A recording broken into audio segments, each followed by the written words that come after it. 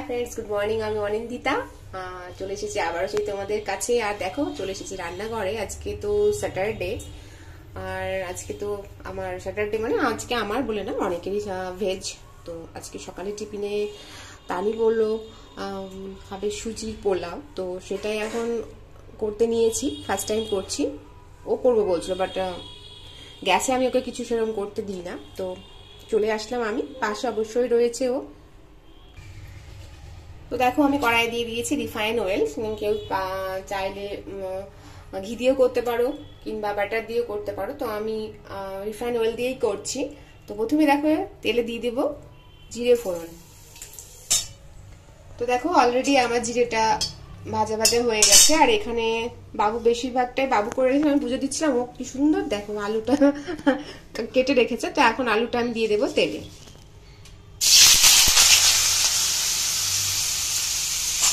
তেলে দিয়ে দিলাম, এখন একটু একটু লাল লাল করে ভেজে নেব। আর সঙ্গে রয়েছে দেখো, এখানে নিয়েছি আমি কাজু বাদাম।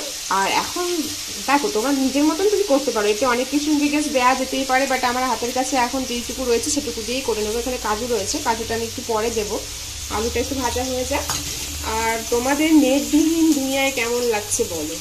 আমাদের মুর্শিদাবাদে সুতিতে আর জঙ্গিপুরে তোমার বেশ কিছুদিন ধরে নেট নেই। তো নেটবিহীন জীবনে আমরা এখন চলছি। জঙ্গিপুরে তো আবার কেবল লাইনও বন্ধ ছিল, বাট আমাদের সুতিতে কেবলটা ছিল। তো খুব অসুবিধার মধ্যেই জীবনযাপন চলছে, কারণ আজকাল তো অনলাইন ছাড়া কোনো কিছু হয় না। অবভিয়াসলি কাজ বলো বা নিত্য জীবনে যেগুলো দরকার হয় সেগুলো সবটাই কিন্তু অনলাইনের উপর ডিপেন্ড করে। তো অফিসিয়ালি কাজ থেকে শুরু করে সব কিছুরই ভীষণ অসুবিধা হচ্ছে, কিছু করা যাচ্ছে না। কিন্তু কিছু করার নেই। এখন এই কঠিন সময়ে নিজেদেরকে মাথা ঠান্ডা রেখে চলতে হবে। কিন্তু এই নিয়ে আর কিছু বলার নেই। তো আবার চলে আসি, চলে এখন একটু লাল করে একটু ভেজে নেবো।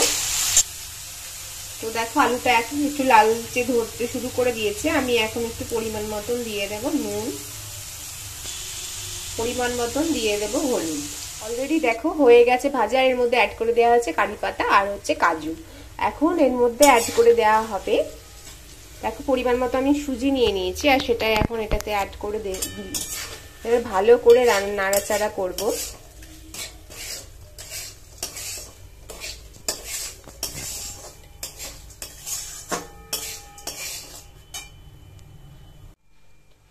আর এই দেখো, এতে স্বাদ বাড়ানোর মতন দিয়ে দিচ্ছি একটু ঘি, তাতে টেস্টটা আরো বেশি সুন্দর হবে।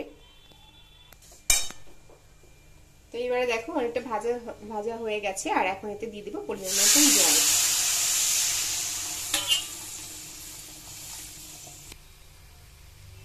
এখন পরিমাণ মতন দিয়ে দেওয়া হবে চিনি।